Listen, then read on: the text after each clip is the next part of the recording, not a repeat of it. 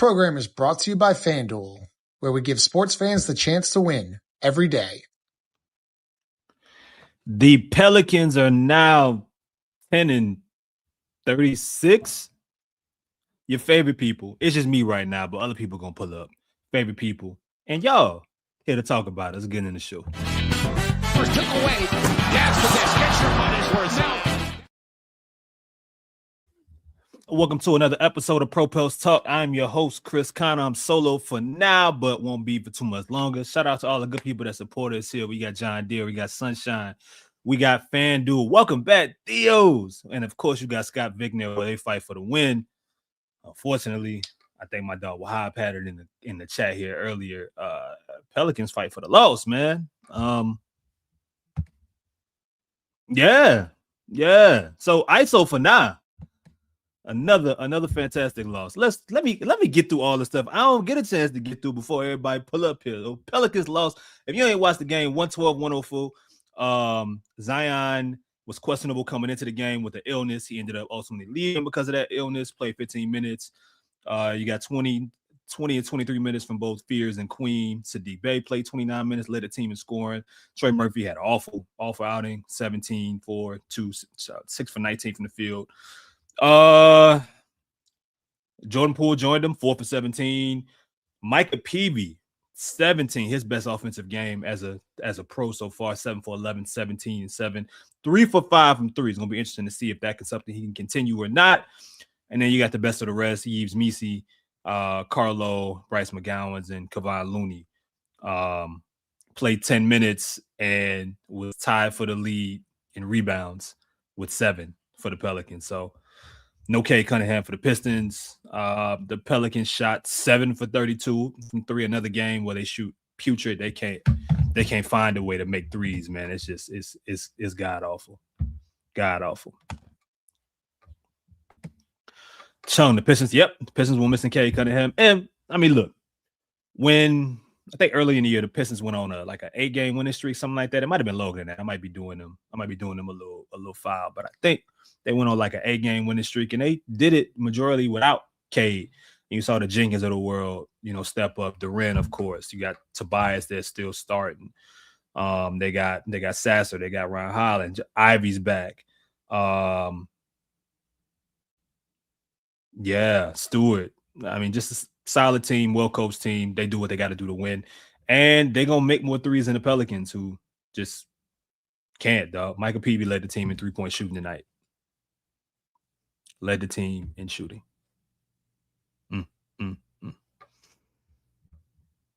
Yeah. Lido guy. Beef stew, huh? Lido guy. Got our dog Ross here. Let me see. Why is not showing him on the screen here? What's going on? There we go. What's up, Rose? What's up, man? Like the polo, bro. Appreciate that. No, can't call it. Just another loss. That's all it is. Just another loss, man. I was saying it as the show opened, man. I mean, another putrid shooting game. I mean, while Pelicans didn't shoot that much worse from the field overall in Detroit. Just another game where they end up losing the 3-point battle. And it feels like we've been having this conversation for years now, but it gets worse and worse now. It feels like every game. Now, if they finish tonight with 7 threes, and they're losing these games where teams are doubling their three performance, or their performance from behind the line. Doubling. Detroit made 15. So nasty. I mean, 17 turnovers, 19 assists. You got, Detroit had 26 assists. And it's sad, you really didn't lose. You don't lose too many of the other battles. This wasn't, I think they played, they had some moments throughout the night where, they played some better defense than maybe in past games, but they just can't fucking shoot the ball, man. It's just really nasty. Yeah, I mean Poole and Trey couldn't throw in the ocean,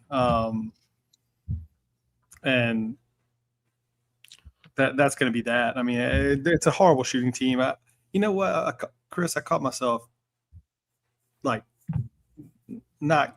I don't want to say not caring, but trying to find like a little bit of a silver lining, and it was really Micah Peavey, because at this point in the season, the team is so bad, the results are so bad, that I've kind of given up on the like, how do you win game? You know, I just don't care about that. I'm mentally past that. So I find myself trying to watch to see like, all right, well, what good can come out of this? Like, if anything, and I know we've kind of done this last few shows, like what good can come out of this? I thought Micah Peavey played really well. I thought he had probably the best game of his career tonight. And you just alluded to the fact that you thought there were stretches where they played pretty good defense. And my like my reasoning for that is because you had one player. It's kind of the same thing you used to always say about Herb. You had that one player, you know, with excellent defensive effort. Did you hear that? You good? Yeah, I did. Outside here in a second. I don't know what that was. But yeah, you got to play with excellent defensive effort. His isolation defense I thought was very good. He actually made, offensively did some good things tonight, some good cuts. He had a Herb-esque game, I thought. Yeah. So I mean, if you're trying to find a positive, sounds like, yeah. You gonna go outside to see if there's some shooting happen outside of your place? Yeah, I think I probably should. Yeah. That's a good idea. It's a good idea.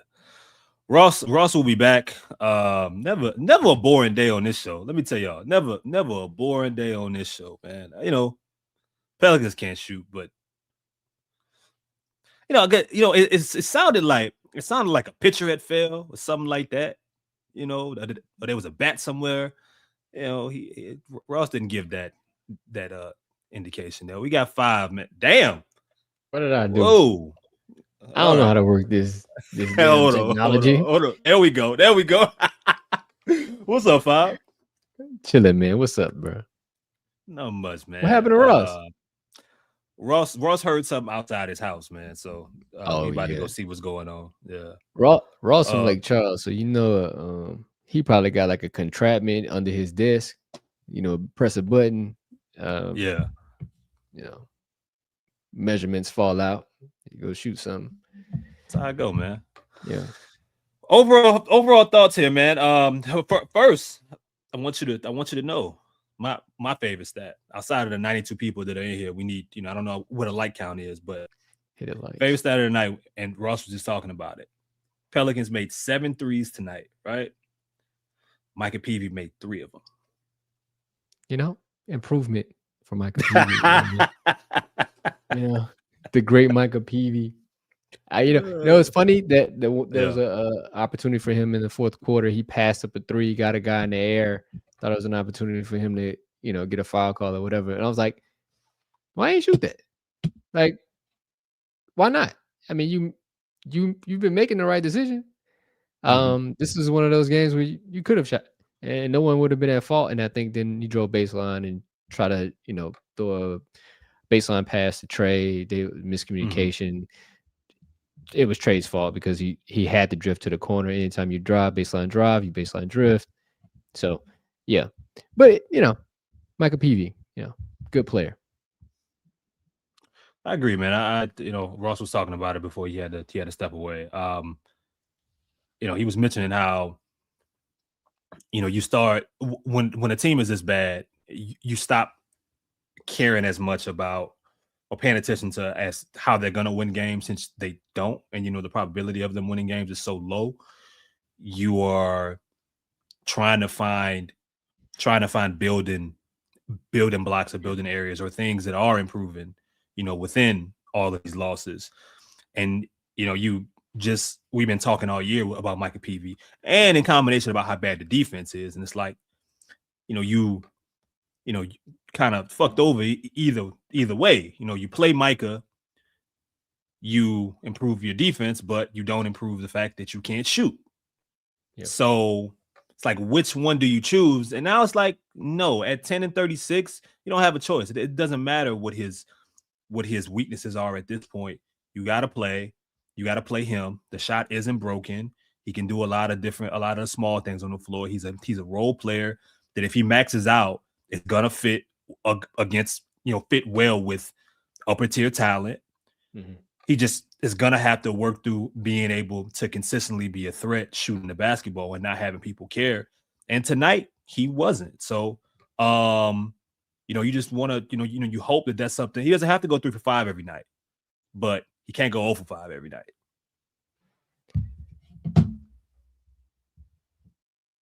No, Ross?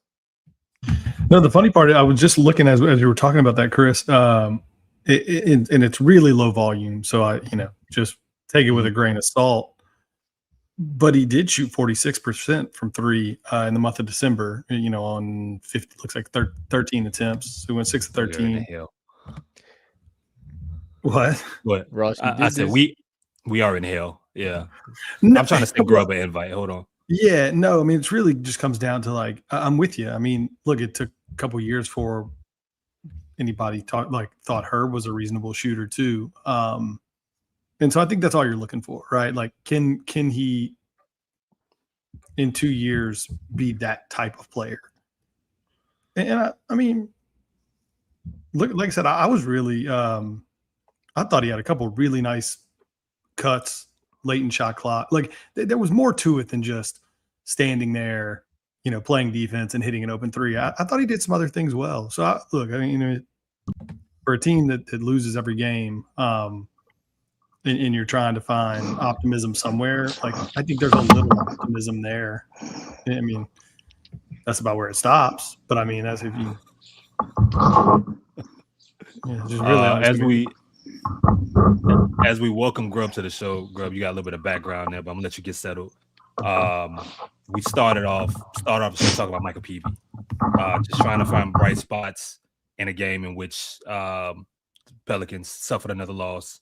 Zion leaves with 15 minutes. Trey Murphy has one of his worst offensive showings of the year. Jordan Poole, another bad showing for him. The rookies were, but Sadiq Bey finished with 20, but got most of his points from the free throw line. For a while. And in fact, there was a point, I think it was about 3 or 4 minutes left in the fourth quarter, Micah Peavey was leading the Pelicans in scoring. And Sadiq said, no, I'm not allowing that. That's not gonna happen. I will figure it out. But yeah, man. Thoughts on Peavey, ultimate thoughts of the game. He's been one of the 3 best players for this team over this month. Like just his consistency. If you look at his numbers, like he's basically been Herb Jones-like over this past month. And now their season numbers are really starting to align. And I think that was a big question for a lot of folks. If Peavey could slide into that role this year and show you that he could potentially become the next Herb Jones, a guy who could be a connector on offense, knock down the occasional 3, and then be a defensive problem on the perimeter, particularly against guys who drive the ball. And you can break up those types of situations. Then you start thinking more about moving Herb Jones along and acquiescing to his apparent interest in going to another team. I think that's been a good thing for Micah. You saw that tonight, his aggressiveness in taking the 3s early, his ability to jump passing lanes, his physicality again is on display. And I think that he's growing into it. He's the rookie who has not hit the wall. He's getting his stride right now. Whereas Queen and Fears are really struggling, particularly this month, and all the numbers show that they've just been really regressing. He's picked it up each month. And so I think you're seeing a guy who's older, who's more mature, whose body is a bit more mature. This is where he's going to be at his best because he's trained physically to improve each and every year. These other guys, it's going to be a little bit more for them, but I like where Micah is right now. He's playing solid basketball on both ends of the court. One of the things I'm curious about, and we'll ultimately see, guys, if the Pelicans do trade, a Herb Jones, but Peavey being a plus, and hopefully, you are expecting Herb Jones to return, this week.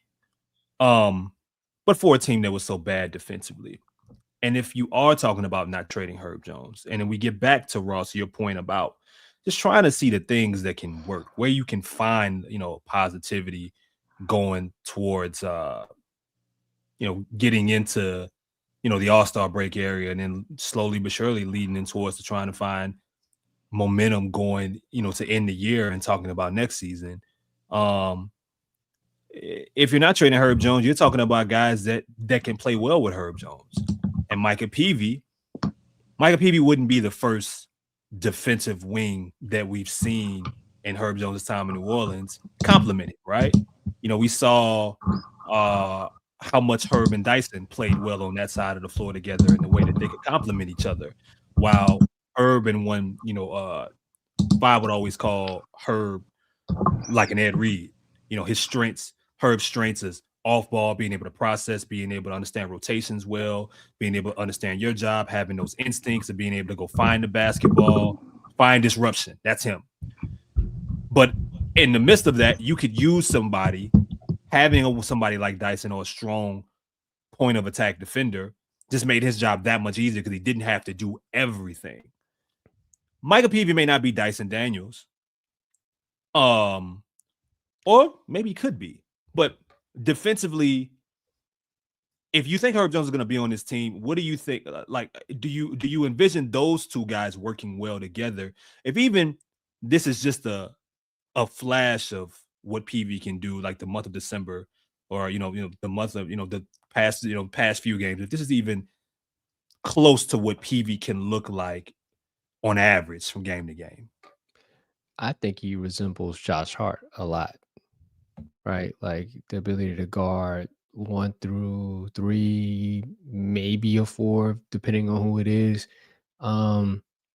He can, stretch the floor, and Josh kind of had to learn that as his, career went on. I mean, he's not the rebounder as Josh is, right? Like he is that, but like you're not worried about him. I mean, for a second round pick, you're not worried about him against elite wings and guards. That's not normal for a rookie. Like that's not like, oh, the two guys that come to mind are Herb and him for me. Like second round picks, you're just like, yeah, they're all right. You matter of fact, you might want to, you as the offensive player, you might be worried about them.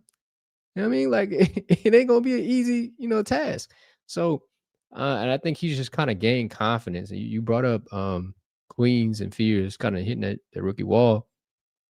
I mean, for Mike, it's like he didn't have that responsibility. And that's what I always kind of wanted for the rookies. Like you don't have the responsibility of carrying a franchise or doing a lot.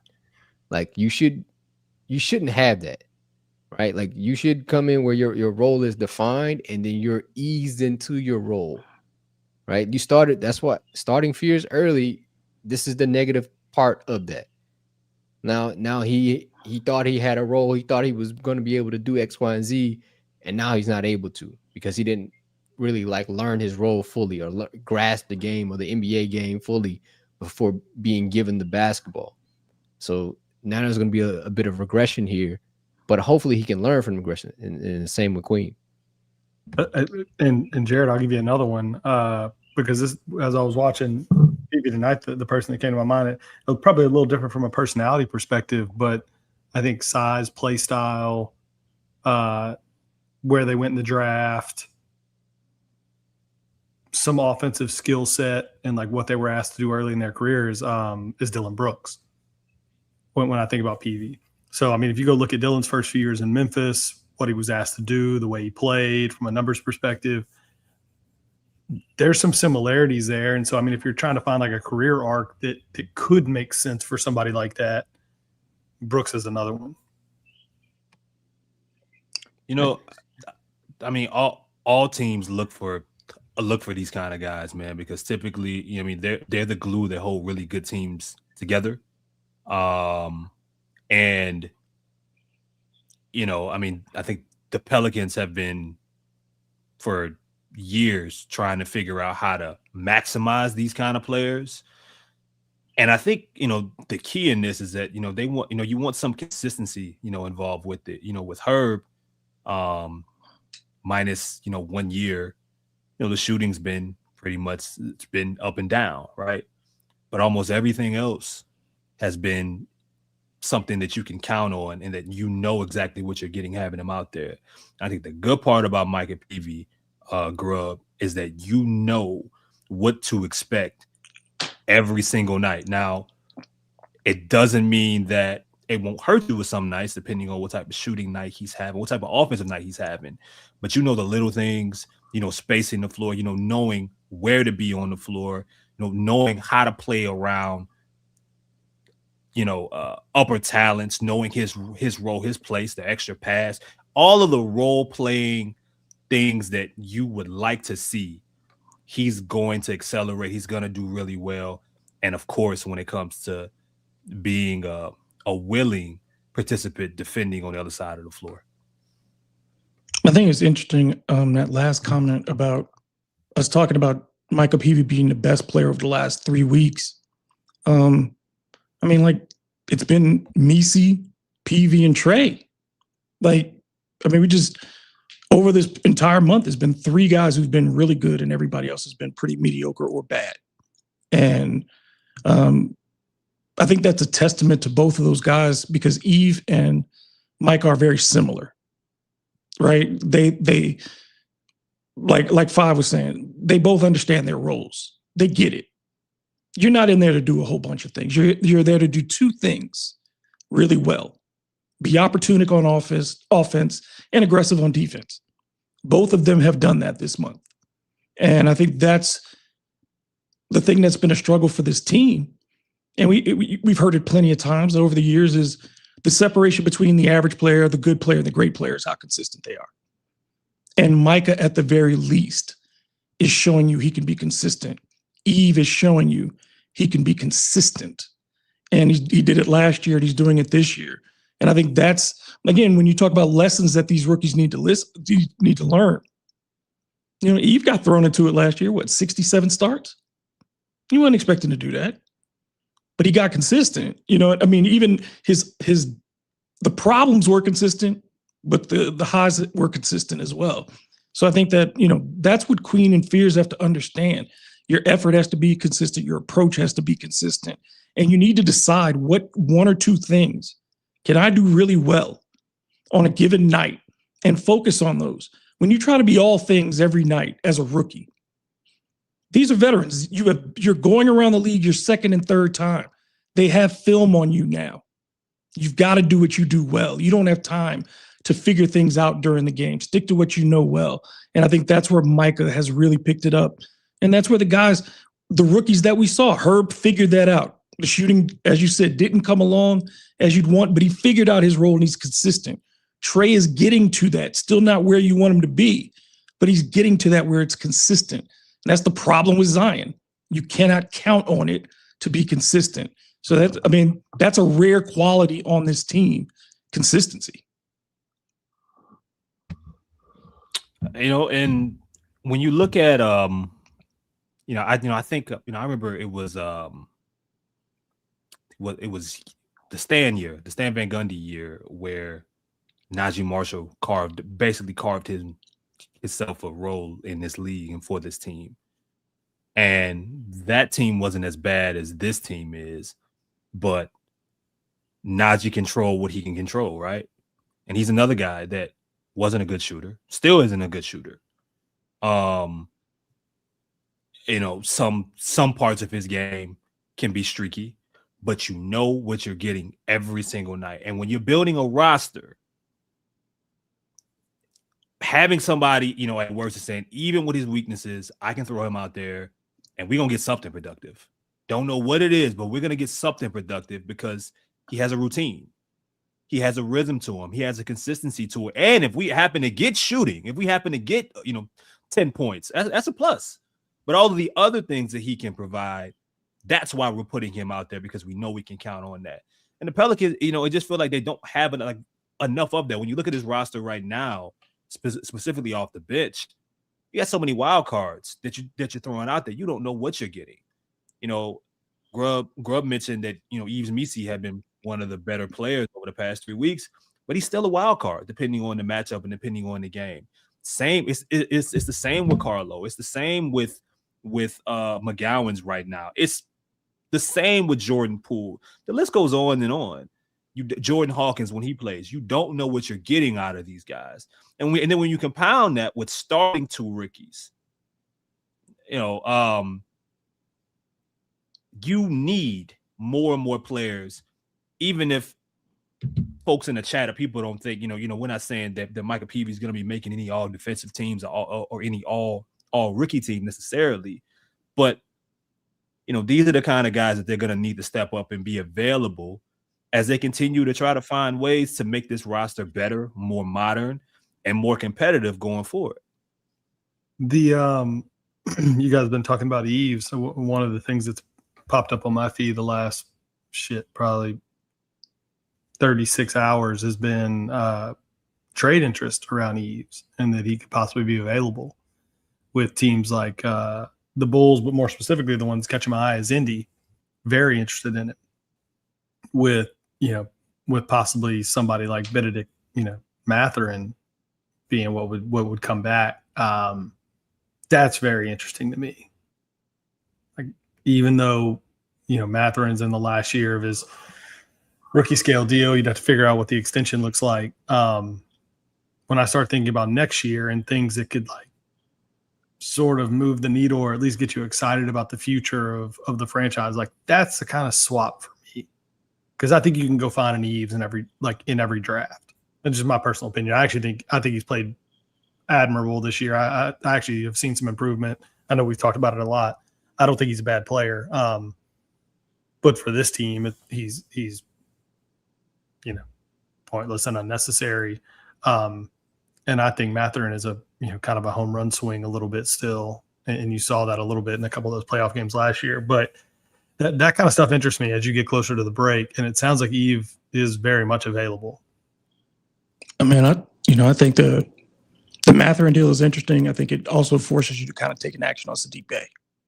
If you bring back Mathurin, you can't have Bey in the long term for those minutes. And I think Bey can still be somebody who gets you a pick, because there are going to be teams that need him. And, so I think that when you look at Missi, as you said, what's interesting is there has not really been a big statistical jump in impact from Missi last year to Queen this year. Queen has been, better as a scorer and passer, but on-court impact, the offense was better last year and it's been better this year with Missi on the court. The defense was better last year and it's been better this year with Missi on the court. So I think, you look at his progression, like you said, he's a solid NBA role player. And if there's a team that's willing to give you assets for that, and you need assets, and I think beyond that, the Pacers, may be able to give you a pick in exchange, because if you take an expiring guy, picks got to come along with that. So you get a Mathurin who you can take a flyer on, see if he can play the rest of this season, particularly at a wing position where if Herb is going to be injured, you need somebody. If you're going to move Herb, you need somebody. And again, Bey then where you are now, Bey doesn't make sense either for next year. Even though he's cost effective, he's not part of your long-term plans. So I think, if you make that move for Missi, you're putting Carlo into it a lot more. You're putting Looney back on the court a lot more. But look, you're a 10-win team. So I would get the assets. For this year, who cares? This year is over. I don't care who plays. Yeah, guys, and they gotta, we don't know how much is true and how much is to kind of accelerate interest and better offers from around the league, but the Pelicans need to move a few different players if they can. You gotta take advantage of the interest in Herb Jones. If there was ridiculous interest in Trey, but I you entertain it, but I envision Trey being a part of his future. I don't see any rush or reason to move him. I think he's a part of this core. We'll see what happens with Zion, but guys like Sadiq Bey, of course, if you're gonna move on from Yves Missy, cool, but you would like them to center in on who they, the groupings that they think more than likely they are going to move, versus it just being random and some sort of happenstance and us getting surprised. I want this team, you would like this organization 5 to have a plan moving forward, because you would hope said plan in trading some of these guys, it's for the reason of opening up even more for said players that you have, or bringing in players that complement these players that you have, because you are limited in ways that you can improve this roster and this team. I just think you can no longer just go after talented players. I'm tired of it. I hate the idea of just getting talent in the building. You just figure it out. Yeah, you can have all the ingredients. Motherfucking Michigan have all the ingredients to make gumbo. That don't mean it's gonna taste the same. It just don't work like that. So I would first figure out who's gonna be my coach. I mean, probably need to make the trades, before trade deadline. But I would need to figure out what style of play do I want to play, and what coach could help me do that. I mean, sorry, James, shit just not working out. It is what it is. But if there is someone out there that you have your eye on, if you're Joe Dumars, you got to go after, and then you need to figure out how you're going to build your roster accordingly. You can't have players stepping on your young players growing period.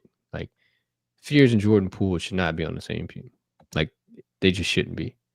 There's nothing Jeremiah Fears should be learning from Jordan Poole at this current moment of his career. What I thought, initially I thought it would be good, because I thought what Steph was for Jordan, he could be for Fears, and he is definitely not that. He is not a saving grace. He has not taught that young man anything, from my standpoint, about how to run a team, or how to be a lead guard, or how to get others involved, or how to use your gravity to affect the game, or anything like that.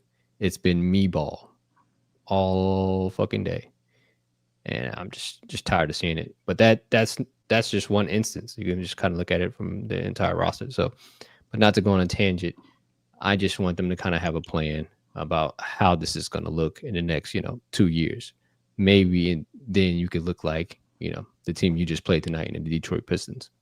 And real quick, you got to decide the Zion thing, that part, the fact that we're still here. You know what I mean? We're still talking about Joe Dumars wants to see some more, based on all the reports we're seeing is Zion is off limits again, and it makes no sense. They're giving him kudos in the broadcast for trying tonight when he didn't feel well. And he gave you 4 points, though. You know what I mean? That wasn't the Jordan flu game. This is where the bar is with Zion, right? He played because his stomach was bothering him, and he played, and he looked bad. And they're like, well, he gave us almost 3 quarters of nothing, of less than what Tobias Harris gave the Pistons as a starter. Zion's impact, again, every number you look at, last 4 years, field goal percentage going down, games played staying down, impact, on-off numbers, offensive rating, defensive rating, efficiency, everything for Zion trending downward. If that's the case, and you're 7, and we all said before the beginning of this year, no matter where we were with Zion, this was the referendum on his entire career in New Orleans, because there was no excuse now. You're healthy coming into we thought it was. He showed up camp healthy, in shape. There was nothing in his way. as far as players. The focus was on him. He was happy and excited for everything we were told. And he spit the bit the entire year. He has looked average. There are guys who can get 20 points in this league. That is a hard thing to do, yeah, but if you give a good player enough opportunity, they're going to give you 20 points. That's what Zion's giving you. He's not giving you impact. He's giving you statistical production because he's still a focal part of this team. And if he can't be more than that, why are we still seeing them hesitate in pulling the trigger? Because he cannot ever be more than that here. And it may be, people may be sad and think he can go do this somewhere else and you'll regret it, but it hasn't worked for you. There's women out there that you dated, they better off and they were happy with somebody else, and you were happy with somebody else after you broke up with that woman. That's just how life is sometimes. And it ain't going to work with Zion. And until you solve that, it don't matter who the coach is. It don't matter what other good players you got. You're held hostage by this situation. So and that's a really good transition, Grub. I mean, in knowing that Ross or Five, for what you know about Troy Weaver's history, some of his previous ways of building, what you know about Joe Dumars, or even just in their stretch here, what do you expect based off their past, not just with Zion, but what they look to bring in return for said players that they do move? What do you guys think? Do you think it's gonna be more pick centric? Do you think that they're gonna bring in more, maybe better fit skill sets? What do you think? They made a lot of draft picks, though, like toward the end of that tenure. I would expect them to be pick heavy deals. I think that's part of the reason that you're maybe not hearing as much about Zion, is because like maybe the deals aren't like what did old boy say about Kuminga yesterday? Like, to make a demand, there has to be some demand or whatever. Like, I don't know how much demand there is for him. I do think a trade would materialize if you really wanted to move him. I think where I would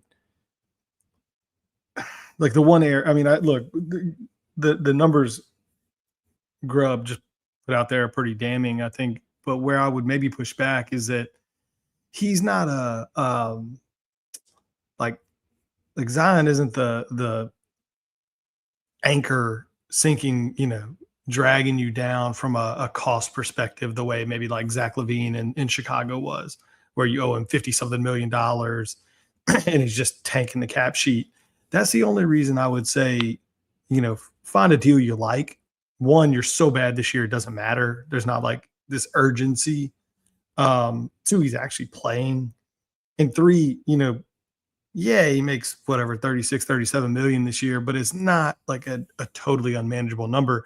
I'm far more concerned with them cleaning off the rest of the dog shit off the porch than I am getting Zion. Like, you got to get Poole and DeJounte like just out.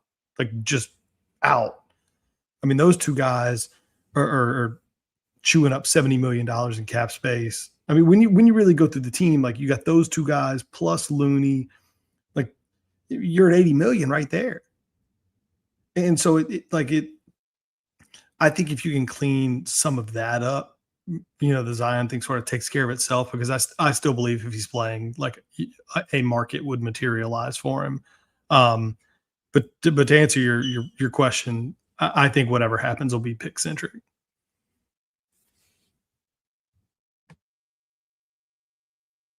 Fab, you muted.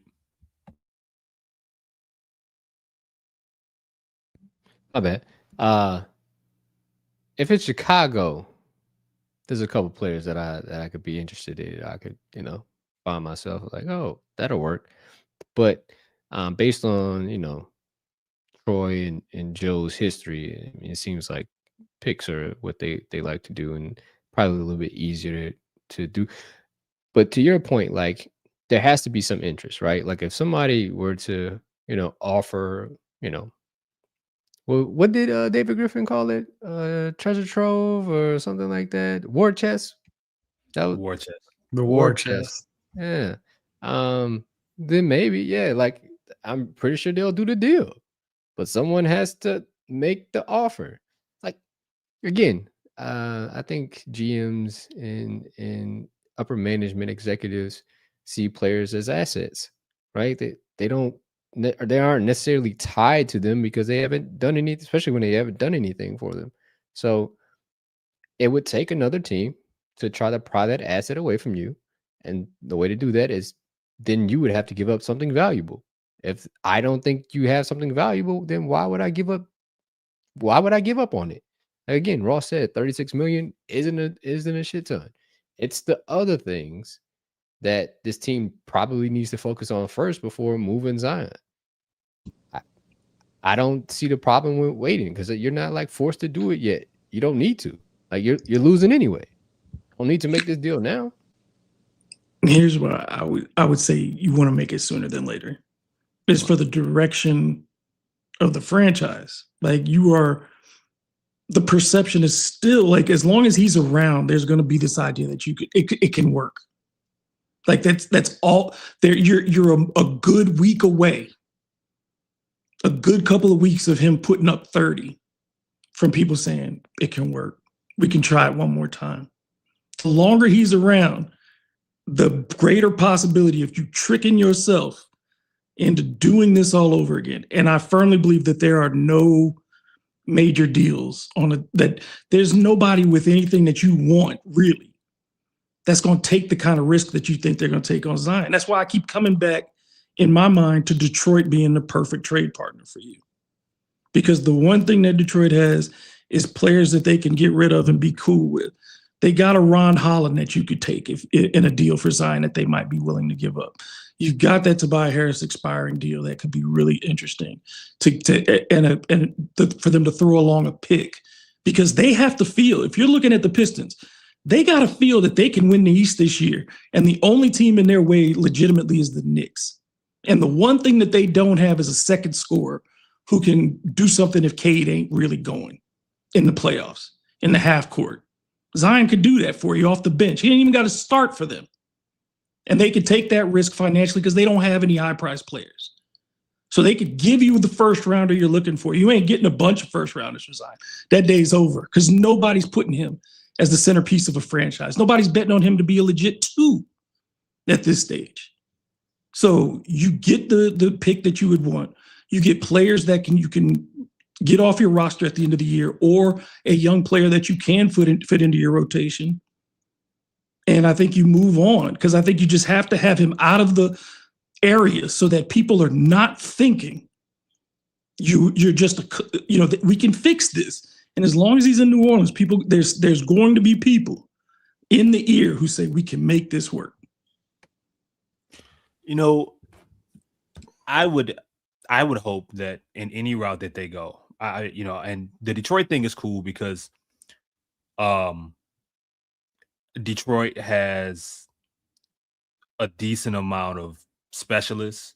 They have some young talent there, and you probably can get a draft pick out of it without it hurting them. And they have depth, like on their roster, in which the Pelicans, I think certain guys could, support what New Orleans is trying to chase going for. I don't know if it's around Holland or so on and so forth.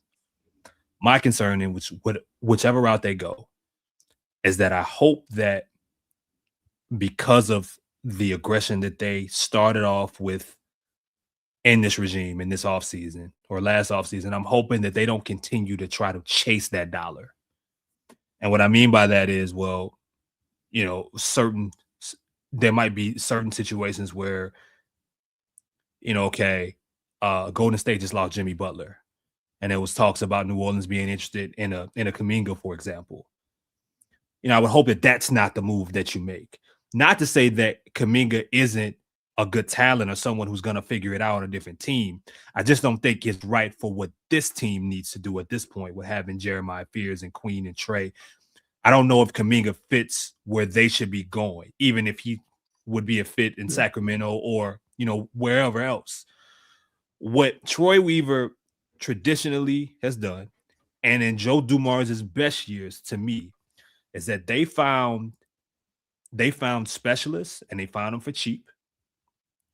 Maybe specialists that were coming off of bad years in hopes that this would be the year that they would turn it around, right? They found they went out and got when they went and signed Tobias Harris. I remember at the time folks saying like, why? Tobias didn't have his ending in Philly wasn't the greatest. And they gave him a decent amount of money. But the thought, if they were thinking down the line, is, well, for right now, he's a stabilizing wing. We know what we can expect. He's a veteran who can help our young talent. And when ultimately it's time to make a move, if this works, because you have to be thinking in your mind, this is going to work. If this works the way we think it's going to work, we can move Tobias Harris because we drafted Ron Holland. We drafted Thompson. We just signed Malik Beasley. Now it's Duncan Robinson or whatever. Like, we'll be able to replace that, but we can use his salary to go get the next move, right? Because everything worked the way that they originally wanted to work. Duren hit you like that worked. Cade's been a star again. Like, every single element of what they wanted and what they needed to work has worked. But you don't do it by just getting other unestablished talents trying to find themselves per se.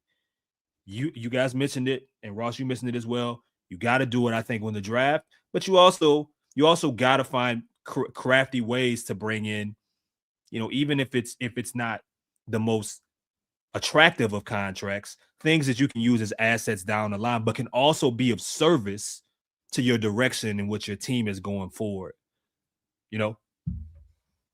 And to that point, man, like, the Pelicans just got too many of that right now, right? Like, got DeJounte, you got Jordan Poole. Like, that's a lot of money. That's not doing you any good. So I don't want them to get caught in the same predicament that they're in right now. So again, to the initial point of like, they just need a better plan. And it doesn't need just don't promise where it's going to be fixed by next year. It needs to be like a 2 to 3 year plan. And this is how we're going to do it, and be dedicated to that. I mean, it looks like it worked in Detroit, but are we looking at this, kind of short-sighted where we're expecting this to change by next year? It's not. I said they were going to be bad going into the season. Like, even last season, I was like, this team's not going to be good. I hope no one gets their hopes up. Look at us now. So, which is why trading that pick was crazy, and it's also why it's also why I just don't. I don't think you have to be careful with the Zion thing. I just am. I'm hesitant about. It's not that I don't want to rush it, and it's not that I disagree with the point that you're making, Grubb, of that weird. Well, he's still the number one pick, and there's this talent thing, and so if he's playing well, you might have a chance. I kind of tend to agree with you on that point. I just, at the same time, like I would rather just continue to build. Like, if my return is a Pistons pick, which as of right now I think would be the last pick in the first round, and Ron Holland, like, oof, man, I'd rather just keep him and continue to like build around him and let him come off the bench for us, and wait and see. But I hear you. There's just some. I mean, five. You mentioned the big ones, which are Murray and Poole, but even on the fringes, I mean, Looney and Hawkins and all these other guys that just provide no value, and you start to add that money up, and it's like you've got to find a more efficient use of your salary cap, and that's it just is gonna take years. At best case scenario, maybe by the end of next year or this time next year, we're having a different conversation. But this is not an overnight. Dumars stepped into a bad situation. He immediately made it worse. I don't remember which one of y'all said that last show, but this is the thing, Ross. I think that unfortunately, in this market and with how frustrated the fan base is, you don't want the pressure. What has felt like has this always been a thing with this franchise has been in New Orleans as well. We got to do it now. We got to skip steps, and we got to find a way to compete now. And what ultimately ends up happening is that you have one good year or one solid year of positivity, and then you're back to being mediocre for 2, 3, 4, like one step forward, 3 steps back. It just continues until you ultimately do this the way that most small market teams or most struggling teams ultimately have to rebuild or / build anything. And it's not with trading for middling veterans. It's not with trading your future consistently. It's not with continuing to try to build on to past eras that didn't work. You have to sell completely into the thought of we might just be ass for 3 years in a row. But after those 3 years are up, now it's our time. And I don't believe that we've ever seen this franchise in 20 plus years, in any era, any regime, any front office executive, any GM really commit to that the way that they need to. 2 things have been consistent for this organization. Number one is overestimating veterans that they sign. Like, not just look, you can overpay. The Tobias Harris deal that y'all just talked about, that was an overpay by the Pistons at the time, right? Everybody would say that. But they knew what his production would be, and they did not overestimate his level of production. You can go throughout this team, going back to Peja Stojakovic, all those folks. Okay? So all of those players that you've seen year after year, veterans that they've overpaid and overestimated, whether it's Eric Bledsoe, whether it was even JJ Redick, overestimating what their impact is going to be on the court, and then thinking you can apply something that they did at their peak to what they are when they joined the Pelicans. That overestimation has been consistent throughout this franchise's history. The other part is, as you said, no consistent team building, no plan, always trying to hedge your bets, trying to have 1 foot in the present and 1 foot in the future. You can't do these things. And as you see a team like Detroit or a team like Indiana or a team like Oklahoma City, they stuck to their plan, but when it accelerated from within. It did not accelerate by throwing something from outside onto the fire. It was players internally taking leaps in their own development, like Jalen Duren, like Cade Cunningham, like Shai Gilgeous-Alexander, like Jalen Williams. Those were internal jumps that allow the organization to say, as you talked about, we're in this period where we can now compete. Now let's grab that final piece. The Pelicans think they're grabbing final pieces when they got 30 wins, that they're 1 piece away from getting to the finals when they got 30 wins, and you haven't won a playoff series. That is the ultimate failure of this franchise. And I got to go. All right, bro. Yeah, no, but that was a really good point by Grubb as he exits, man. The thought of, like, you got to believe, guys, that there are people in the building and just like, man, let's just get to the playoffs. Versus there are teams that plan to get to the playoffs, not just let's just put it all together in this year and finally get to the playoffs. No, it's teams that plan and take a few years on the chin and then say, all right, now let's go. Like, now we've done all the shit that we didn't want to do to get here. Right? It's like, there's no shortcuts to this shit. Like, Bob, you prepared for a marathon, right? You wouldn't have been able to do that in 2 weeks. You know what I mean? Like, you had to plan for that way before. But I guarantee you there's some people that think I can do this in 2 weeks. And maybe to an extent it works, but that doesn't mean it's the way you should do it every single time. It's like you got to be thinking the long game, even beyond you. And that's the thing that I struggle with, man. It's just it's just too many situations where you just focus on the next year. It's trying to microwave shit. Just focus on, all right, let's get to the plan and then see where we're at. Let's get to the playoffs and then see where we're at. Versus if we plan for this year 2, year 3, year 4 is the year 5's the year we go get it. Whatever, and you can change year 5 to year 3, whatever it is, but that type of plan, it has not been here.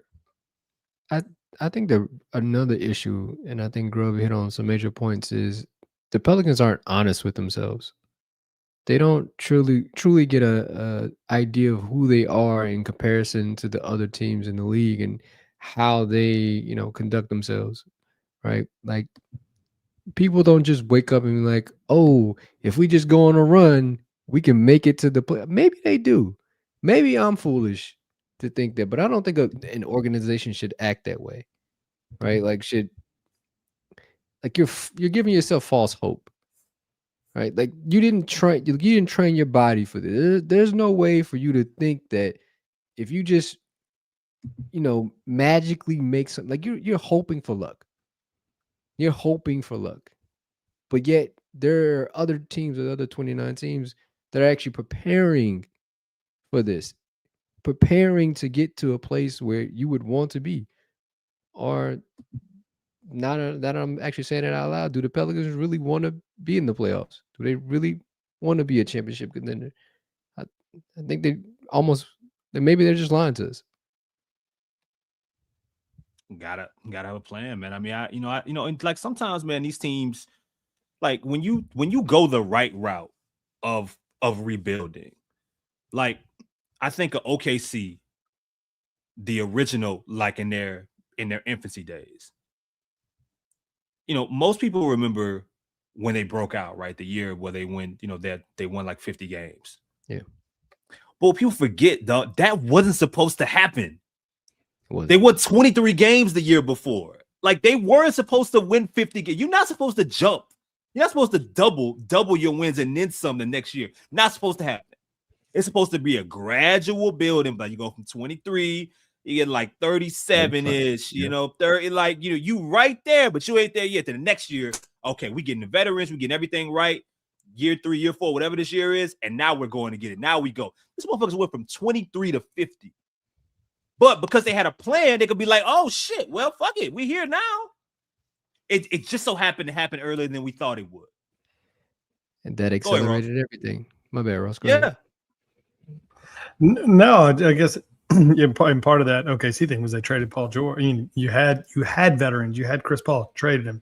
You had Paul George, traded him. So, I mean, those are the moves that the Pelicans haven't been willing to make. But that's kind of a separate conversation. But I guess the question I go back to is when you talk about having a multi-year plan to go from where they are to like where you want to be. And I guess the $1 million question is Joe Dumars the guy that can accomplish that? Because, and I don't know. Those last 5 years, post Eastern Conference Finals trip, the Tayshaun Prince, Billups, Rip Hamilton, then I think they bring in AI for that 1 year and they try to bleed it along. And then those last 5 years, they averaged about 29 wins and they fired Joe. I mean, he never could, he never could get it right the ship. I mean, there was a bunch of swings and misses. There was, I don't know, Rodney Stuckey and Brandon Knight and Kentavious Caldwell-Pope and Kyle Singler and God knows who else, Greg Monroe. There was a lot of swings and misses, years of swings and misses before they fired him, had to continue that process for another 6 or 7 years before they became what they are now. That seems like a really shitty, like, I don't want to do that. And you may not have a choice, I guess. And I'll shut up and just go back to the question. Like, is Joe Dumars the guy that can lead you out of this? See, Ross, this is where when Troy Weaver was brought in, this is where I thought, I started to wonder if those two would be a tandem of sorts. Because if they were, well, what does Troy do? Even with his misses, he drafts well. And what Joe at his best has been able to do is figuring out the right veterans at the right time. either A, to rebuild them, or to change the trajectory of their career. In his earlier years, I think he got there the year after Ben Wallace got there. But he could have traded Ben. He didn't. He kept him. Chauncey, trading Stackhouse for Rip. After that, later, and then there was a bunch of different veterans, off the bench, from Lindsey Hunter to Corliss, Witherspoon. Like, there's a bunch of different veterans throughout time, and then later they trading for Rashid, and like there was at his best. We got Chris Webber at one point. There was a bunch of random guys. I thought they did a good job with vets. Yeah, he understood veterans really well, and then even after those guys, after the finals appearances where they were just hanging around the Eastern Conference finals or making the playoffs every year, he continued. He went to the next wave of figuring out the right veterans at the right time for the right, for where that team was at. Charlie Villanueva, in the beginning, and then like he didn't really have an issue with that. The young players and figuring out who to draft when it was, when it was draft day was always his issue. And that's where the misses come from there, from Darko. It starts with Darko on the list. You mentioned Stuckey and the rest of the guys. Even if they weren't bad players, they may have just been bad fits. And then slowly after that, Joe lost everything. He just started trying shit, bringing in Josh Smith and But that's where it can go wrong, right, Chris? And that's kind of the point I think I'm trying to make, is that you don't like the Brandon Knights of the world and Gregman. They're not misses. Quality NBA players for a long time. But there's a difference in drafting but there's still a difference, right? Like and you've got to hit. Like, yeah, you didn't miss. Like, all those dudes hung around the NBA. But I don't like, that's basically what the Pelicans have been doing for the last 10 years, is just hanging around the NBA. And I guess I think you're right. And you make a good point that the combo of Troy and Joe might be, could be the right combo with the way they look at veterans and hopefully the way they'll draft. They've dug a hole. Like, this is a legitimate hole. And I think you're looking at, I'll say best case scenario, 3 years. And I just don't know that. Is there the time? Like, do you get that much time? Like, you get that much time, but you gotta kind of strip the floor now. Like, if you did this the right way, Five, like, a lot of times with these young teams that blow up, it's because the guys that you drafted to take over the franchise and lead the franchise had enough time trying to lead the fucking franchise. And at some point, they just mature, and they're either stars or superstars, or they're not, and then they take over. You're not doing it this way, where you have all of these guys in front of the dudes that you just drafted. Or even if you would have had a pick next year to draft, and you had all these veterans in front of it just continues to do the things that hurt you in previous eras, that blocked Zion's growth, that blocked AD's growth right away. Like, the list, you can't keep putting players in front of these young talents and being upset that they're not veterans or they're not role players right away, when you didn't draft them where you drafted them after them to be role players. These dudes, Fears and Queen, would have went other places in hopes of eventually being building blocks. And I'm hoping that if you're doing this the right way, you got to treat it that way. Or if not, put them in other situations and try this shit out with another group of players. But don't waste time and try to turn these young talents that you bring into things that they're not, because you're not building a roster correctly. I think that's what I wanted to talk about, even when Grill was talking, like their evaluation of the top end talent, not the role players, not the veterans. It's the top end talent. And I think they're not the guys, right? Like look at Cade, right? Like they draft him number 1 and then he becomes this, but there were some growing pains there early on, and he was allowed to fail. with the ball in his hands, no matter what. And I think he wanted that. Like, all right, when you evaluate a guy like Zion, like, does he want that responsibility? And I know, like, just getting the ball at the end of the game doesn't like consider you don't consider that just a leader trait, but like the mindset is still the same. Like the responsibility is yours. And they haven't found a guy that wants that responsibility moving forward. So yeah, cool. Like the top end guy, you need to know who that is.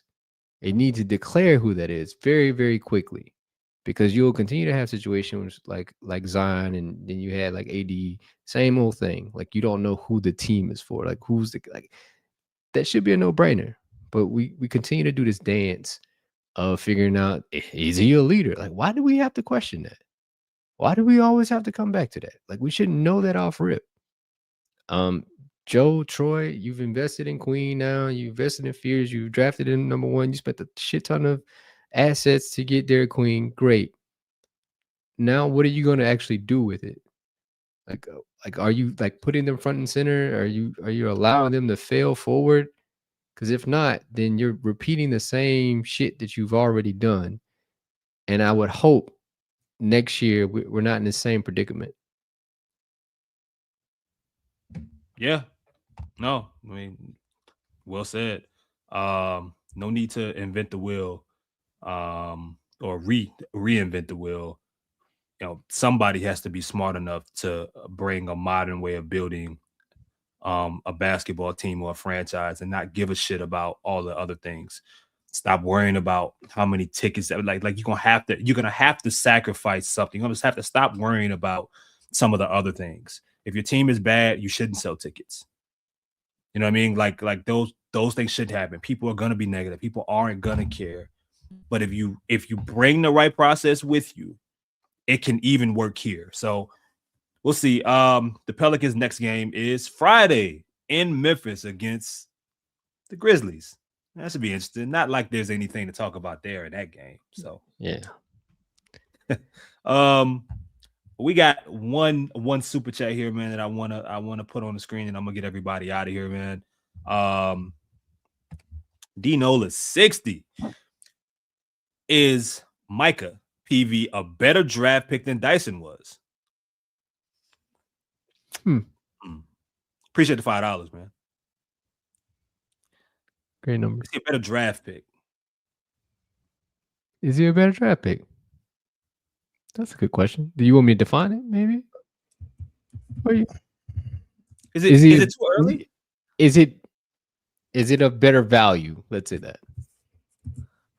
I think if we're just talking about just like rookie, like from what we saw in so far in the first 30 games or whatever, yeah. If you can you getting that, I mean, I don't think that they're that different. Dyson was a little bit better, I think, more disruptive of a defensive player, like even year one. But so far, yeah, it's better value if you can get that in the second round versus number 7 or whatever it was. Number 8, right? Number 8, yeah. Yeah, 8th pick. I mean, I feel like I'm being set up here. What? I'm not like a by no means a Dyson apologist or something, but like I think as we sit here today, Dyson is still 2 years younger than Micah Peavey. That too. Damn. Yeah. Remember 5, he was 19. Yeah, I think Dyson's 22 right now and Peavey's 24.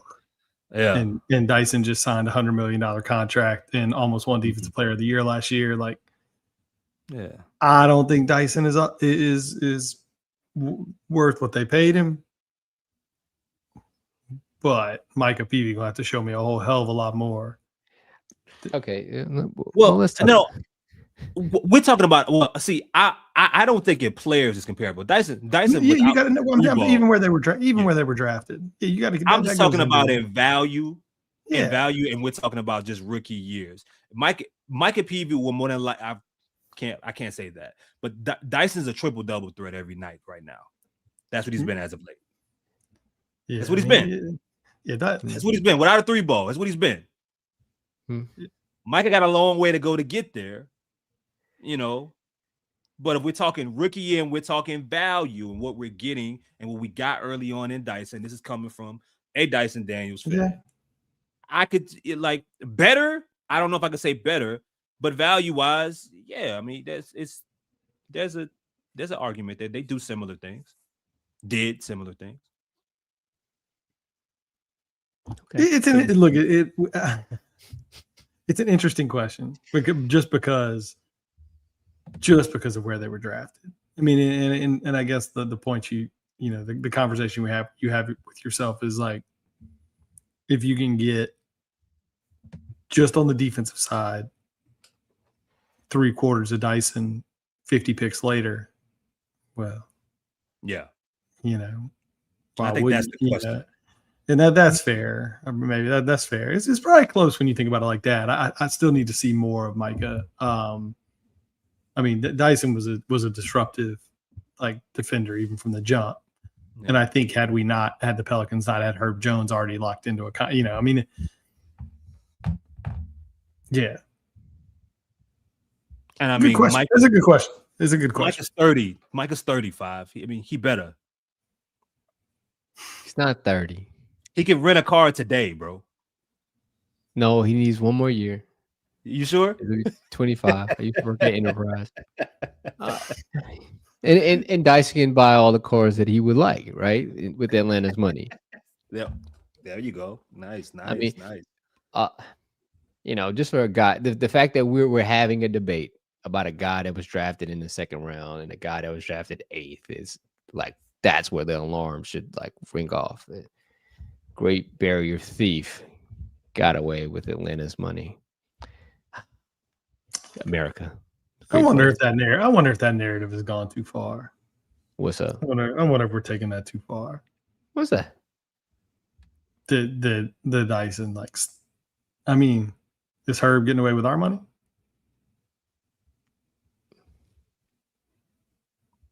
I like Herb. How much he got paid? Like How much he got paid? True, Dyson or Herb? Herb. Dyson, I think got 4 years, $100 million. Yeah. What Herb got? 25 million a year, and Herb got something slightly less. I mean, I see. Look, I think my only issue with Dyson is that his shooting has regressed. Like if it felt like he was getting like better last year, and now it's like bottomed out. It wasn't even this bad when he was in New Orleans. So the rebounding and the assist is better, right? I think he's like 12, 7, and 7 right now. He's not doing he's not averaging 4 steals a night or whatever. Yeah, and that was crazy, but the shooting part to where he's just a non-factor, that's the thing that has me like, right now, bottom, because almost everything else is getting better, but the shooting is weird. But Herb shot 30% from 3 last year, and he's shooting like 39% from the field and about 30% from 3 again this year. So the question becomes, he's having a horrible year. So I think he might be like 32% from 3, but he's under 40% from the field this year. I mean, he's been real bad offensively these last 2 years, and so that leads me back to my question: is if Dyson stole Atlanta's money? I want 5 to answer that question. 5, what you think, bro? What you think, brother? Is Herb stealing Pelicans' money? Is Herb stealing the church's money? I think someone put in the chat that Herb they think like 4 years, 72 million. Yeah, that's a little bit easy. His last year is the same as Dyson, but it ramps up. You know what I mean? Like, we could probably write that off. You know what I mean? But the 100 million kind of stands out a little bit more, right? Like Herb got a all defensive team too, right? First team. I'm sure Dyson has one, but to regress like that in your shooting, like, all right, Herb regressed, but Dyson really went down. Like, Cat one. Like he didn't make a 3 in a month or something like that. Something Like he won't make one. What we doing? What we doing? I think they're both. I think they're both thieves. If you're asking me, the great Southern Alabama thief. Yeah. to be in Atlanta with all of Atlanta's glory, and to not perform, it just seems just To not seems- perform. when you is say aggressive.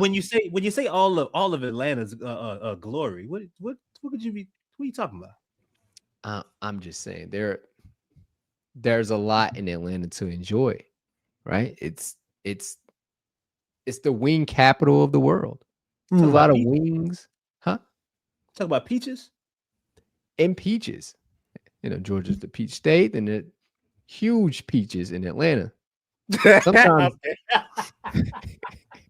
Sometimes inflated. So you got to be careful about what you're looking at. Artificial is what he's saying. Feels like a good shit. Oh, Good spot to rip. so Durag, so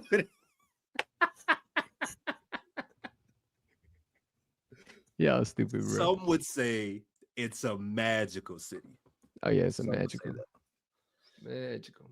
All right, man. That's pretty much. Shout out to the Gold Club, man. All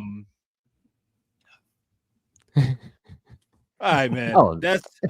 That's enough for myself, Rose and Five, man. We appreciate y'all as always, man. If y'all have not already, please hit the like button before you leave. Subscribe to the show, leave some comments, share, pass it to a friend. Join the best recap that you will find every single game for whatever reason for a 10-36 team Propels Talk, man. We will be here again Friday talking to you about Pelicans being out in Memphis, man. So talk to you guys later, man. Appreciate it as always.